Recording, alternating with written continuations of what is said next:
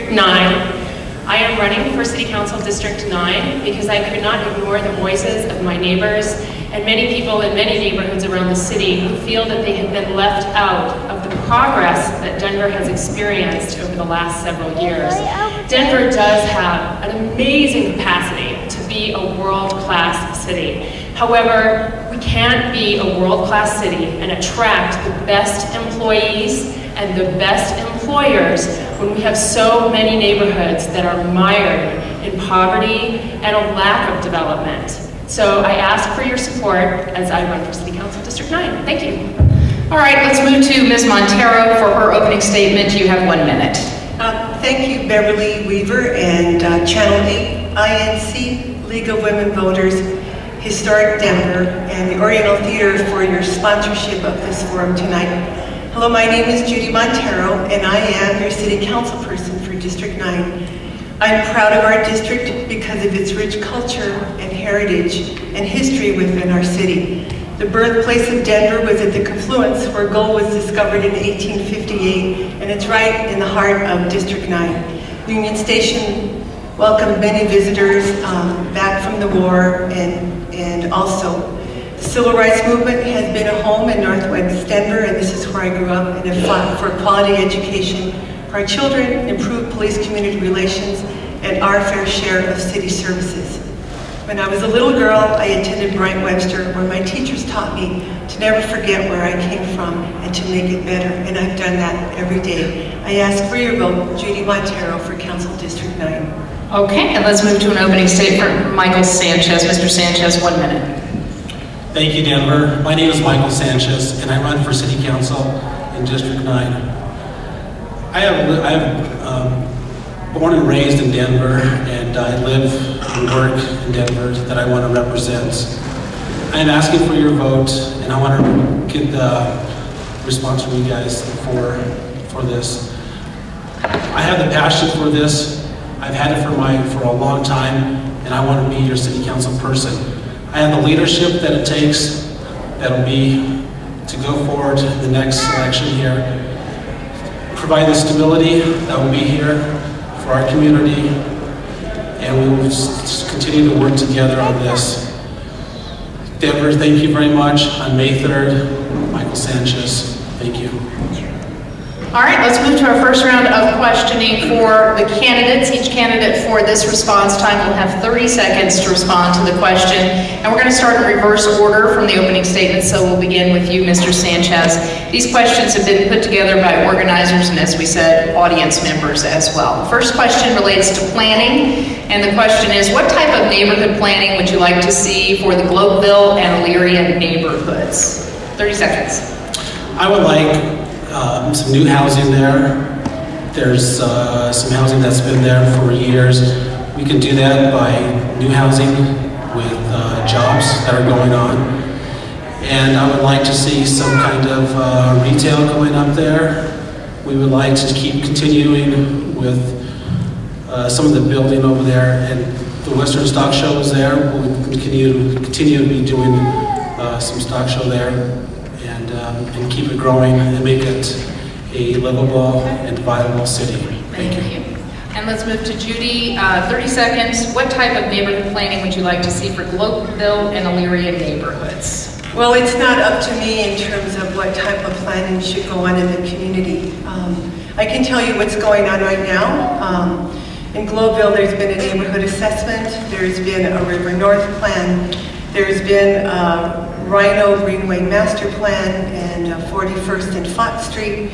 There's currently the Elyria Swansea Neighborhood Plan going on, and also the National Western Stock Show. So neighbors are invited to be involved in these different efforts, and it's pretty much up to them to try to figure it out, which I'm certain they will. Okay. And Ms. Gable, same answer, or same question I should say, 30 seconds. This is really, really important to me. I live in Elyria, and these are exactly the neighbors that I'm talking about who have expressed their desires in neighborhood plans that have 1,000 signatures on them. The Globeville Civic Association submitted a plan for a park in their neighborhood, and unfortunately, those plans have been ignored by the city. Neighborhoods should have a voice in their planning process, and unfortunately, this simply has not happened. Thank you. Okay, let's move to our next round of questions submitted by an audience member. We're going to begin with you, Judy, on this one. And this one relates to historic preservation. Once again, 30 seconds to respond. The National Western Complex is in District 9. What vision do you have for that site? Keep the complex where it is or move it? And how about Globeville? What's your vision for that neighborhood? We kind of referenced that earlier, so 30 seconds. Okay, I just want to go back to what Juanita said.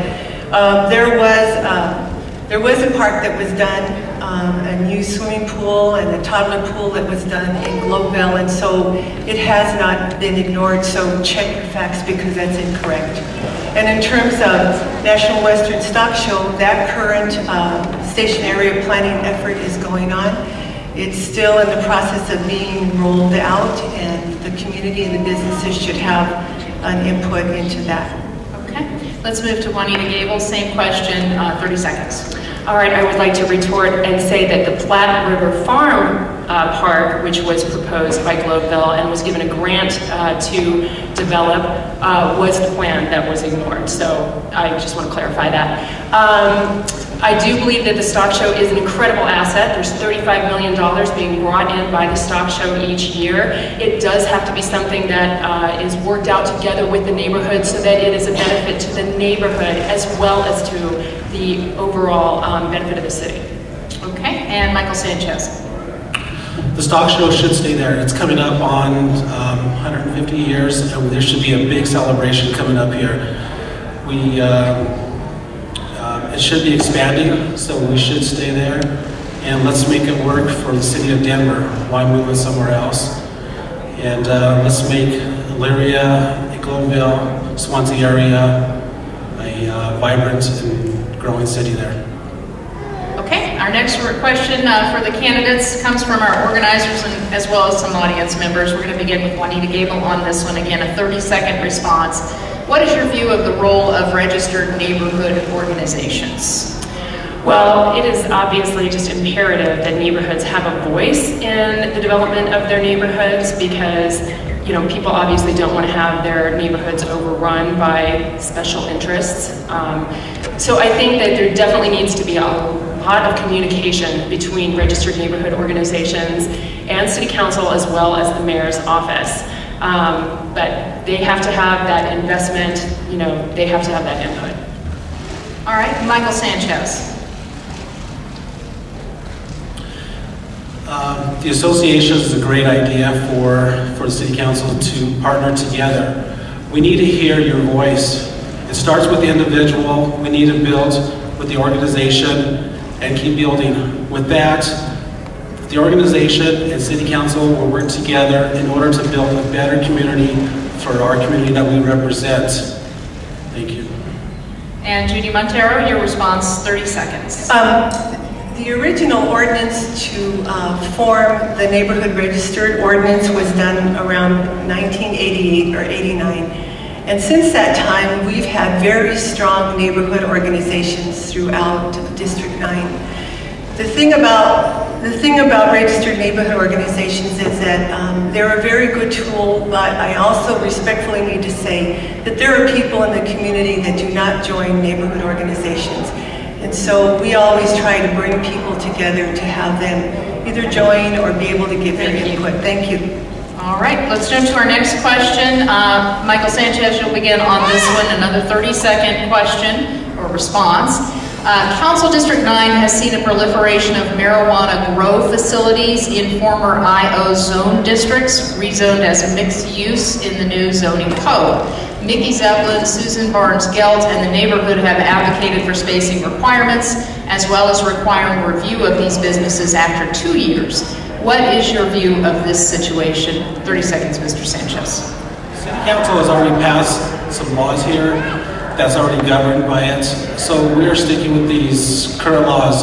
What we have to do is just to make sure that we have the right tools to make sure that they're within law and just keep moving forward with this. So they are here to stay, and let's make it work, and let's just keep growing it. All right, and let's move to Judy Montero.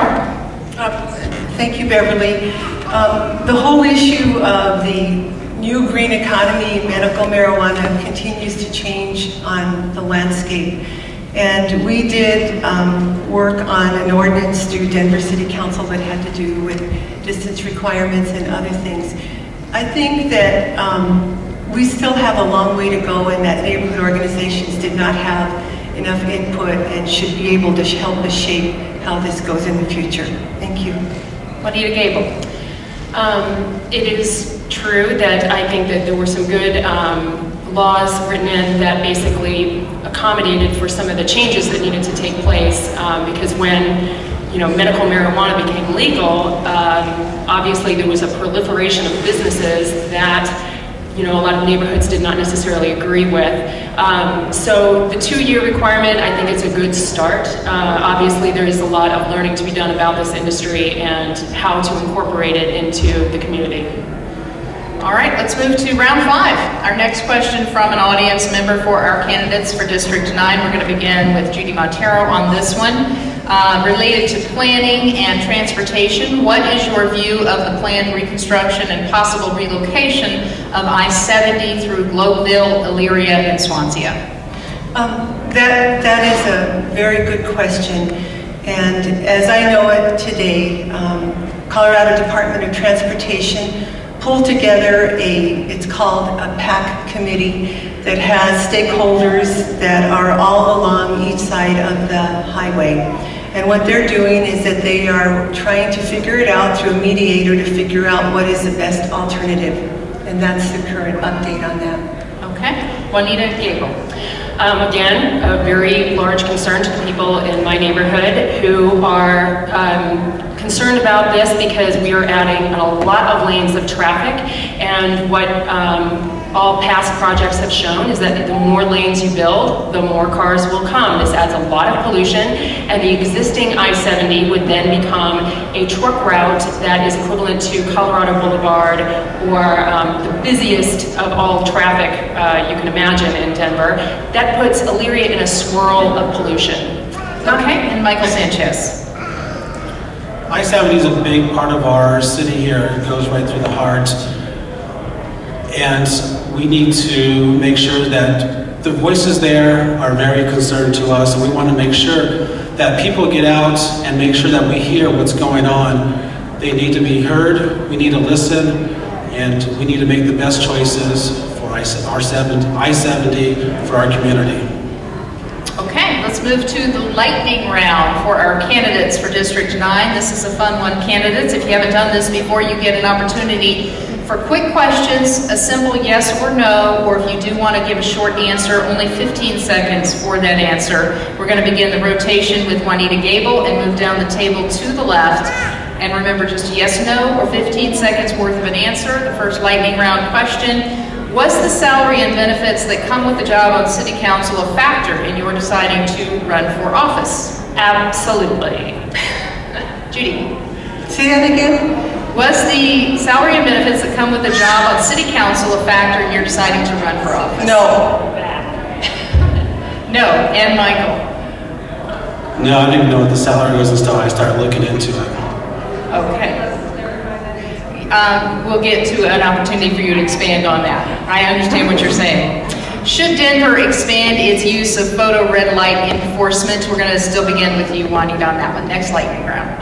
As long as adequate warnings are put in place to indicate the speed limit, I feel that photo enforcement is appropriate. Judy? Yes. Michael? Yes. Okay. Next lightning round question, and this is a good one. Will you make public the records from any cell phone, personal or private, on which you conduct city business? Juanita? Sure. Judy? No. Michael Sanchez? Yes. All right. And let's move to the next lightning round question. Does the city need more off-leash dog parks, Juanita? Yes. Judy? Yes. Michael? Yes. Okay. And we have time for one more. Do you support using parks for private, for-profit events, Juanita? In certain cases, yes. Judy? Need a balance. And Michael? Yes, limited. Okay. Thank you for that, and I appreciate you participating in the lightning round. It sometimes seems easy, but it's kind of painful to have to limit your answers. And for this round, we're going to be giving the candidates an opportunity to ask a question. They won't be asking me a question, they're going to be asking each other questions. So you do have an opportunity to select one of your opponents, candidates, and ask them a question, and we will have 30 seconds for that response time. So we're going in ballot order once again. Juanita, you can ask another opponent a question, and they have 30 seconds. Okay. So my question is for Judy, and that is the residents of Elyria did have a neighborhood plan that basically was ignored. The zoning that was recently enacted continued to make them industrial, and in some cases heavy industrial, despite the Blueprint Denver plan. People on Santa Fe had to fight to prevent themselves from being designated as industrial. People in Globeville submitted a plan for a park that was ignored. How do you defend yourself as a champion of the people when it seems that so many of the things you undertake are for the benefit of developers and other businesses? 30 seconds. What's your question again? How do you defend yourself as a servant of the people when so many of the projects you undertake seem to be for the benefit of developers? I think that what you're saying is completely inaccurate. I worked every day through the time that I have been in office to try to balance the needs of every neighborhood. So what you're saying is completely inaccurate. All right, let's move to Judy. Your opportunity to ask an opponent a question. They'll have 30 seconds. Okay, I guess I'll just shoot back at Juanita's.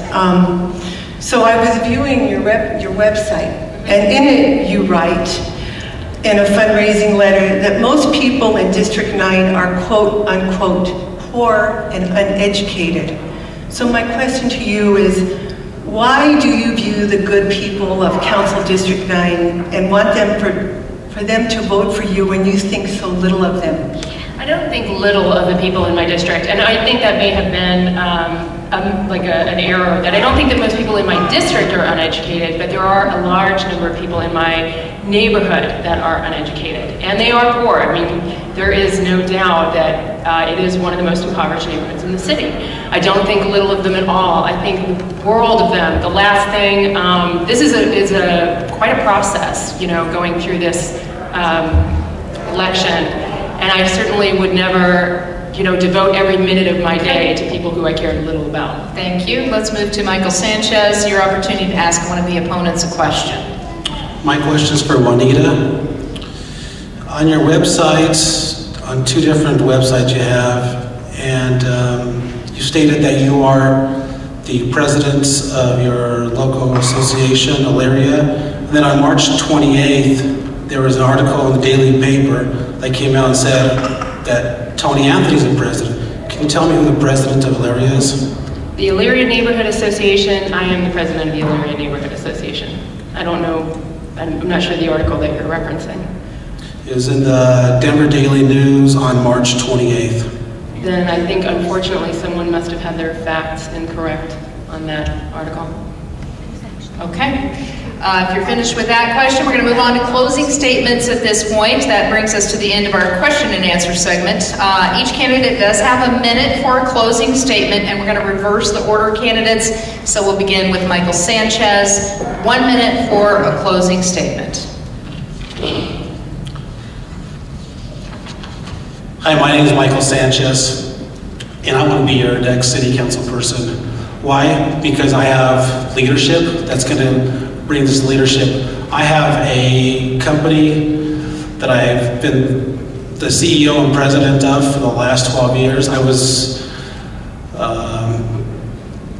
a member of a large corporation for the last 17 years before that, and I was the leader there. So I can bring a lot of leadership to this. Stability in my life has been throughout.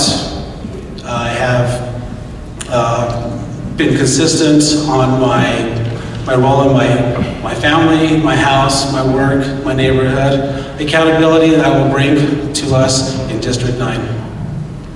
And let's move to Judy Montero for her closing statement. You have 1 minute. Thank you. Thank you all for coming this evening. I want to let you know that your support is so meaningful to me, and I want you to know that it's always greatly appreciated and has never been taken for granted. I've spent my life living and working within Council District 9, and it's been my profound honor to represent you. Just like many of you in this room tonight, I'm driven to give back to the community that continues to give me deep, strong roots in life, just like you. And I have been a community builder for many years. Thank you again for your unwavering love and commitment to our great city. I have served as your City Council representative since 2003. With your help, I was re-elected in 2007, and I want to continue to serve as your City Council representative. And again, I ask for your help, your vote, and support. Thank you. All right, let's move to Juanita Gable for a closing statement. 1 minute, Ms. Gable. And I do want to clarify that the reason that I say that the raise that City Council gave itself is a factor for me is that I do believe it is completely inappropriate in a time where we are cutting back services and asking departments to cut back on their staff, that the city should give themselves a $6,000 raise. If the city officials can't figure out how to live on less than $80,000 a year, they sure probably cannot figure out how to make a budget work. I do care a great deal about my district. Like I said, I have spent every waking moment trying to support my district and trying to get us to the next century. I think we have great potential as a city, but that means investing in the human capital of all of our citizens and not just a few. Thank you. All right, let's give the audience an opportunity to applaud these